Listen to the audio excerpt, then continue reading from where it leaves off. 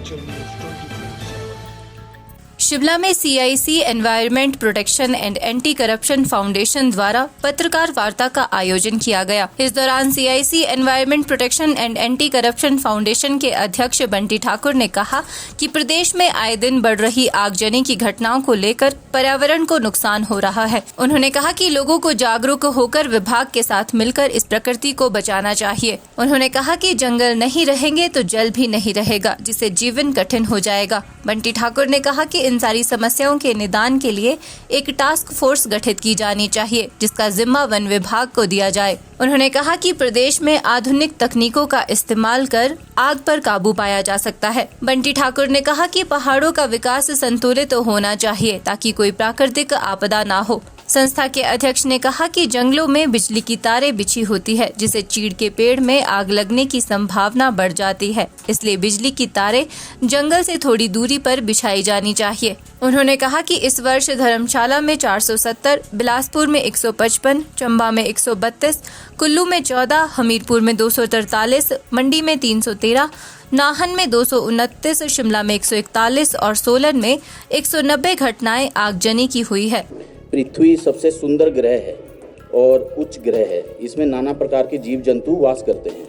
प्रकृति को हम जो कुछ भी देते हैं उससे वो हमें हजारों गुना वापस करती है। जंगलों में आग लगने की वजह से लाखों जीव जंतु मारे जा रहे हैं और ये सबको दिखता है। और ये आग नहीं हिमाचल में ही नहीं बल्कि उत्तराखंड में भी लगी है, कई स्टेट में लगी है। हम हर जगह के लिए ये बोलना चाहेंगे कि इसमें जनता आगे आए और फॉरेस्ट डिपार्टमेंट के साथ मिलके इसको बुझाने का कार्य करें। जैसे कि आप देख रहे हैं पानी के स्रोत हैं, सूख रहे हैं। अगर जंगल नहीं रहेंगे तो जल भी नहीं रहेगा।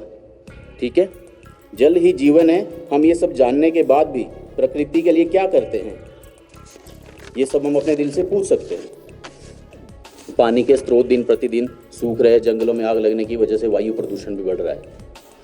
एक टास्क फोर्स गठित होनी चाहिए जिसमें वन विभाग नोडल विभाग होगा। इसके पास समस्त आधुनिक उपकरण जिसमें आग बुझाने वाले हेलीकॉप्टर भी होने चाहिए, जैसे कि विदेशों में होता है। क्लाउड सीडिंग टेक्नोलॉजी का उपयोग किया जाना चाहिए। विदेशों में जैसे कि आपने देखा दुबई में अभी जो है क्लाउड सीडिंग का उपयोग किया गया था, लेकिन वो ज़्यादा किया गया तो वहाँ पे बादल फट गए थे। तो मेन पावर निर्धारित होनी चाहिए। सबसे ज़्यादा आग चीड़ के जंगलों में लगती है, इसलिए धीरे धीरे चीड़ को हटाकर बांज के जंगल लगाने चाहिए। लेकिन इसमें बिजली विभाग को भी मैं थोड़ा सा बताना चाहूँगा कि वो थोड़ी जितनी भी बिजली की तारें हैं, जितनी भी बिछी हुई तारें हैं, उनको जंगलों से थोड़ी उनकी दूरी बना के रखे ताकि कभी स्पार्किंग हो तो आग लगने का भय कम रहेगा। आग लगने की घटनाएं धर्मशाला में सबसे ज़्यादा हुई है।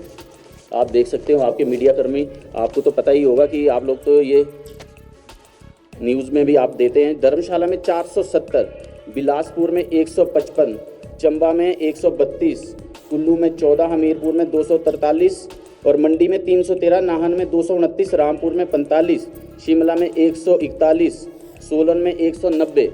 ये वो सारी घटनाएं हैं जो इस साल हुई है। इस पे जो है फॉरेस्ट डिपार्टमेंट ने क्या कार्रवाई की है, आग लग रही है या लगाई जा रही है, इस पे भी हमें थोड़ा फोकस करने की ज़रूरत है।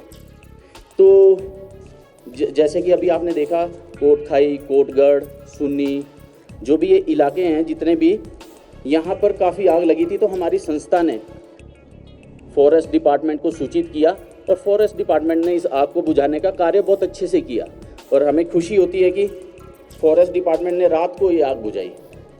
मैं जनता को थोड़ा सूचित करना चाहूँगा कि अवेयर करना चाहूँगा कि देखिए फॉरेस्ट डिपार्टमेंट ये कब तक कितना ही कर लेगा। जंगल कितने बड़े बड़े हैं, कितने कर्मचारी है फॉरेस्ट डिपार्टमेंट में। और दूसरा मैं ये भी कहना चाहूँगा कि अगर कोई पद खाली पड़ा है फॉरेस्ट डिपार्टमेंट में तो उसकी भी भर्ती निकालनी चाहिए। उससे क्या होगा, हमारे जंगल भी बच जाएंगे, लोगों को रोज़गार भी मिल जाएगा। ठीक है। और जैसे मैं पिछले 2 महीनों में हम उदयपुर, जिस्पा, सेथन, सिसु, हामटा, कोटखाई, कसौल, मनाली, तीर्थन वैली, गुशैनी में हम लोगों ने पौधारोपण भी किया है। तो पौधारोपण करने से क्या फ़ायदा रहेगा अगर ये पेड़ ऐसे ही जलते रहेंगे? कोई फ़ायदा नहीं होगा। तो इसके लिए सभी लोगों को अवेयर होना पड़ेगा और जंगलों में जितनी भी जब भी आग लगती है तो जनता को जो है जल्दी से जल्दी सूचित करना पड़ेगा डिपार्टमेंट को। और इसमें खुद भी आप देख सकते हैं कि अगर मान लीजिए आग कभी हम लोगों के सेब के बगीचे में, आम के बगीचे में किसी भी जगह लग जाती है तो हम रात को 2 बजे भी बुझाते हैं ना, बुझाते हैं कि नहीं बुझाते हैं। तो आप इस बात से समझिए कि अगर ये आग देवदार के जंगलों में लग रही है तो इससे कितना पर्यावरण को नुकसान हो रहा है।